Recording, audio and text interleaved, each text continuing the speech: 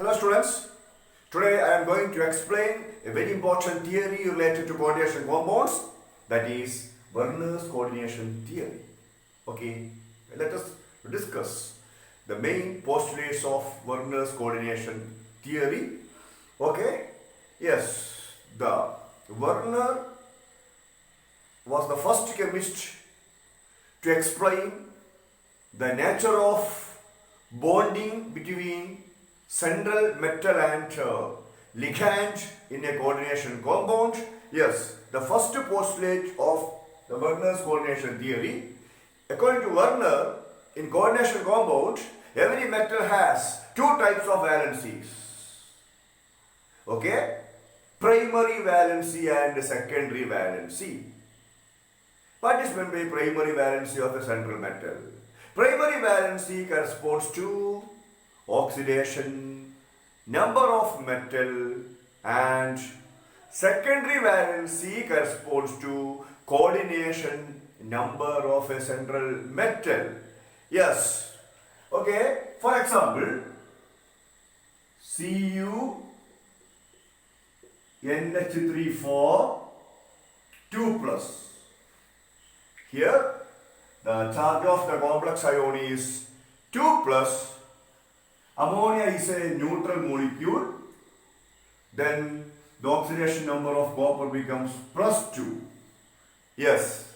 Here, the oxidation number of copper is plus 2.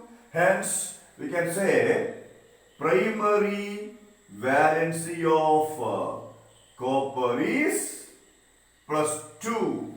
Then what about the secondary valency of copper?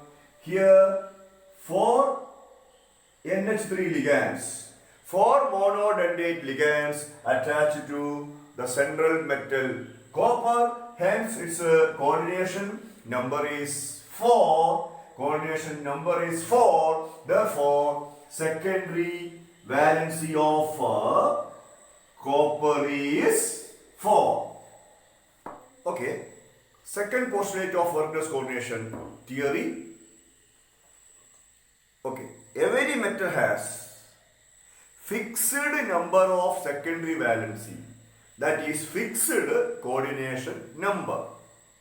For example, coordination number of cobalt is always 6. Coordination number of chromium is 6. Coordination number of platinum is usually 4. Coordination number of nickel is 4. Yes? Then, for example, CuNH3 6Cl3. Here 6 monodendate ligand or 6 donor atoms attached to the central metal cobalt. Hence, coordination number of cobalt is 6. Second example, 5 NH3 ligands and 1 Cl minus ligands attached to the central metal. Both are monodendate ligands. That means 6 donor atoms attached to the central metal cobalt. The coordination number of cobalt is 5 plus 1, 6. Here 4 plus 2, 6. Okay. Third postulate is primary valency of a central metal are satisfied by negative ions, and the secondary valencies of a central metal are satisfied by ligands. Okay. Please consider the example CuNH3 6Cl3. Here, the oxidation number of cobalt is plus 3. Okay. And the plus 3, that is the primary valency of cobalt, is satisfied by 3 Cl minus ion. 3 Cl minus ion, 3 into minus 1, minus 3. Okay. And here the secondary valency of cobalt is 6. The secondary valency of cobalt is satisfied by 6 NH3 molecules, means 6 ligands. Okay. Then the fourth postulate is the primary valencies are normally ionizable. The negative ions are normally ionizable, Okay, and the secondary valencies are non-ionizable. That means what? If the negative ion, Cl negative ions, for example, Cl minus is a negative ion. Suppose the Cl minus ion present inside the bracket, it acts as ligand, then it is non-ionizable. But Cl minus negative ion present outside the bracket, okay, it is ionizable. Already we know the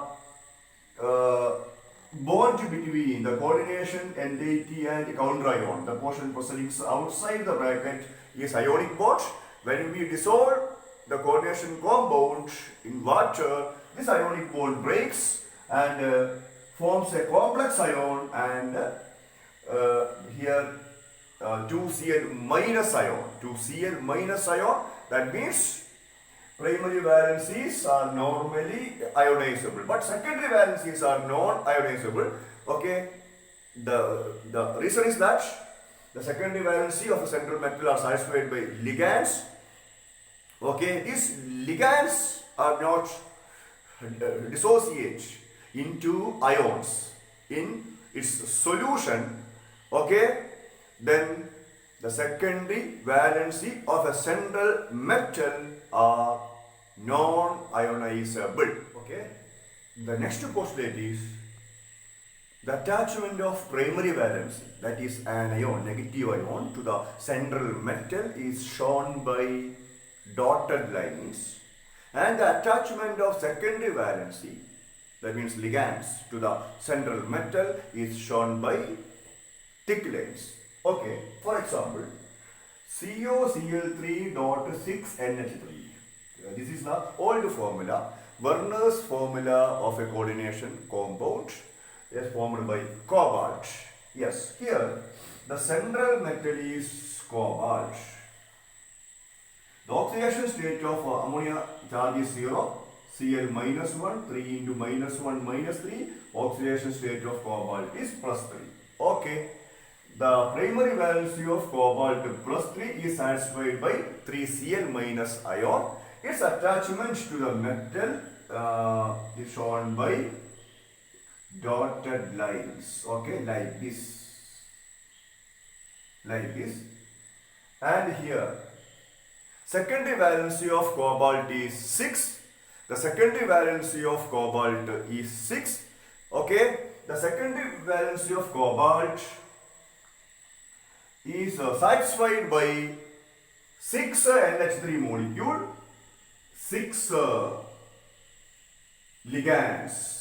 Okay, here ammonia molecule act as a ligand. Its attachment to the metal is shown by thick lines like this. Okay, this is the Werner's structure of the complex. Then according to latest formula, IUPAC formula, yes, the central atom is cobalt.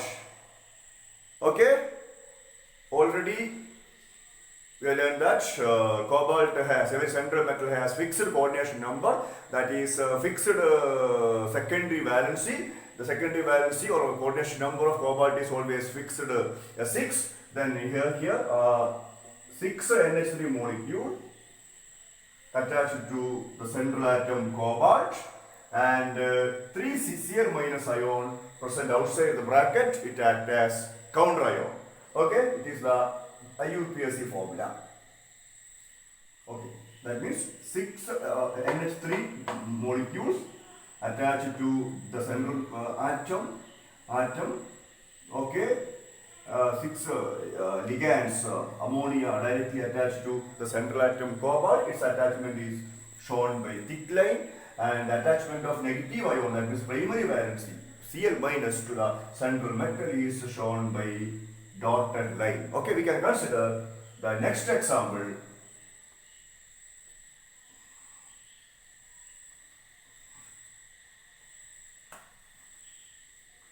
COCl3.5NH3. Here also the central metal is cobalt. The oxidation number of cobalt is plus 3, which is satisfied by 3Cl minus ion, its attachment to the metal is shown by dotted line. Yes. Then the coordination number of cobalt is 6. The coordination number of cobalt is 6. Cobalt is always fixed as 6. Then here 5 NH3 molecules and 1 Cl minus ion act as ligand. 5 NH3 plus 1 Cl minus, 5 plus 1, 6. Okay, that means here 1 Cl minus have a dual function of satisfying both the primary valency and secondary valency. Then its attachment to the metal is shown by dotted as well as thick line. Then its IUPAC formula is CO NH3 5 and 1 Cl minus present inside the bracket. This Cl minus is responsible for both the primary valency and secondary valency. Therefore, its attachment to the metal is shown by dotted as well as thick line. The remaining 2 Cl minus present outside the bracket. This is the IUPAC formula of this complex. Yes.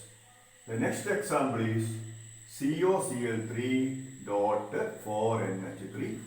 Here also the oxidation number of cobalt is plus 3.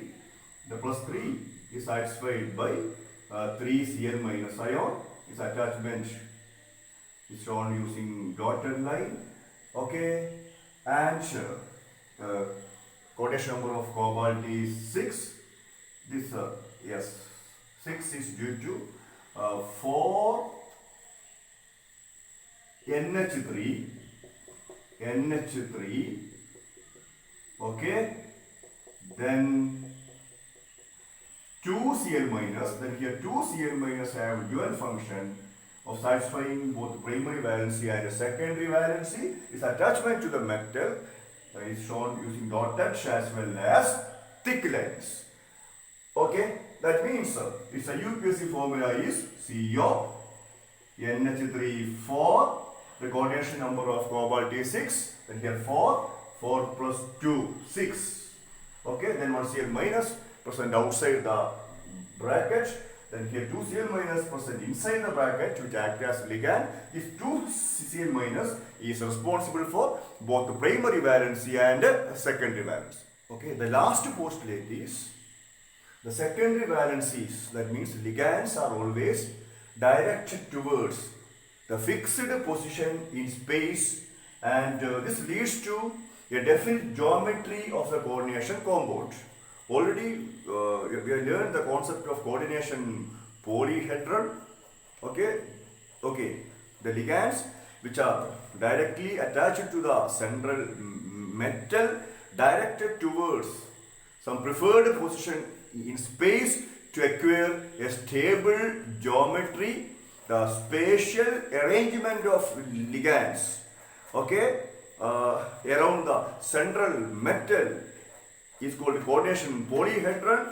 Okay, that means if the coordination number is 4,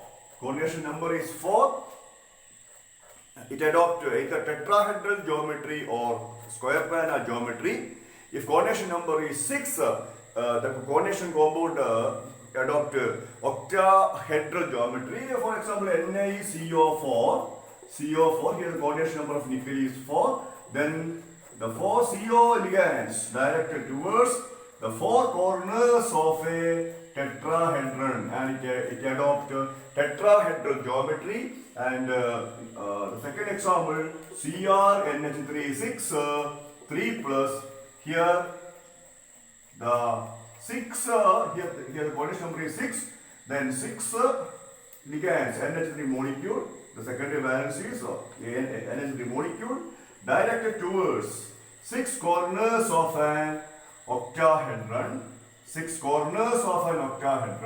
It adopts octahedral geometry. Okay. Okay, students. Goodbye. Study well.